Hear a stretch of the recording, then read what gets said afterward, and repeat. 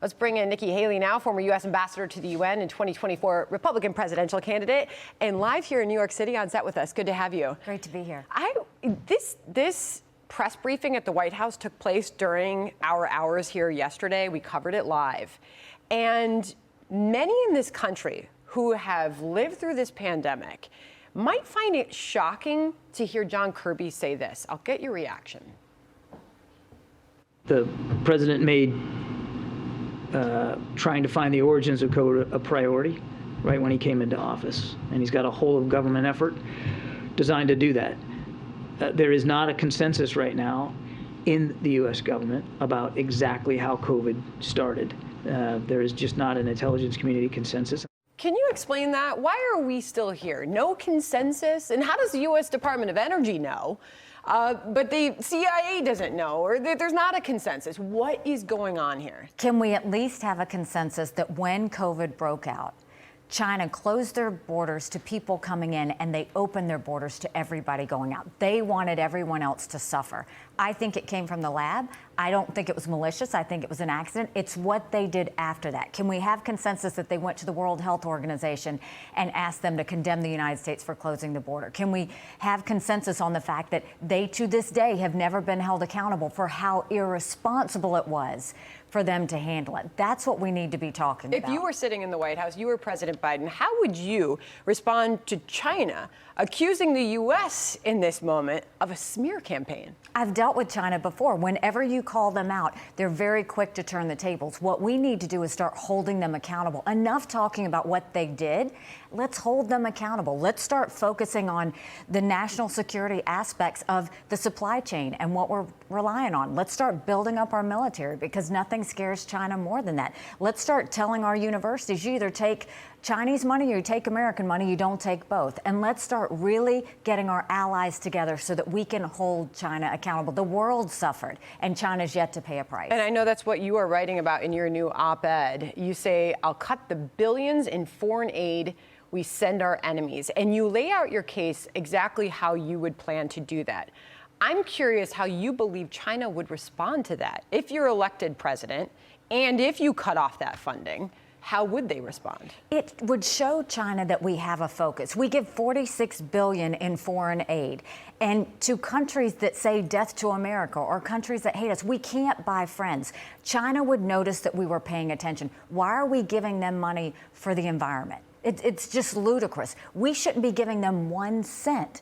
The idea that we give money to Iraq and they're dealing with proxies, Iranian proxies that are saying death to America. The idea that we give it to Zimbabwe and they're the most anti-American African country out there. The idea that we're giving it to Cuba and we labeled them a state sponsor of terror. Why are we doing that? Don't try and buy friends. I started this at the United Nations. I created a book of all 193 countries. The second column was the percentage of times they voted with the U.S. and against. And the third column was the amount foreign aid we gave them.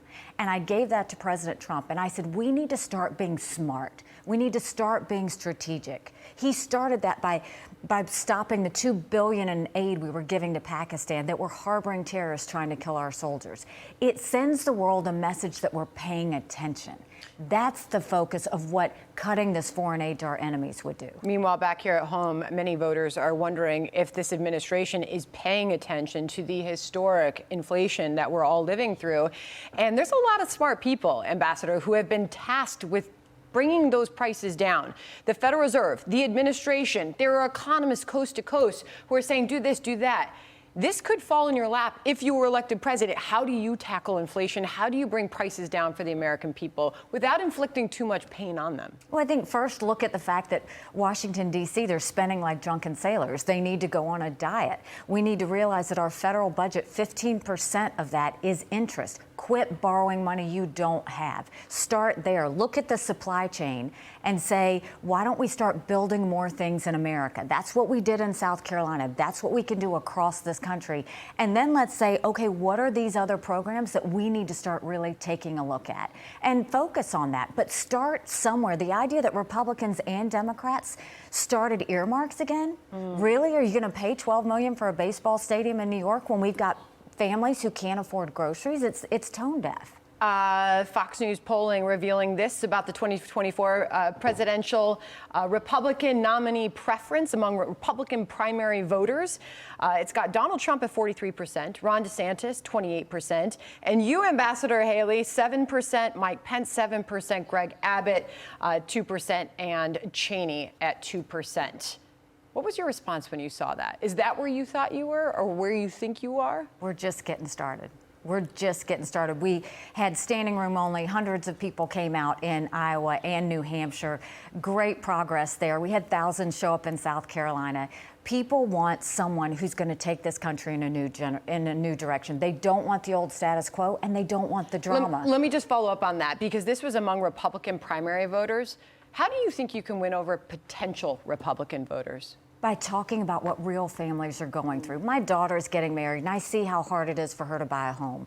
My son is in college, and I see how he's having to write papers he doesn't believe to get an A. We need to go back to the basics on spending, on getting our education back on track and get rid of all this woke stuff that's in there. Close the borders. Make sure that we are starting to have street crime handled again.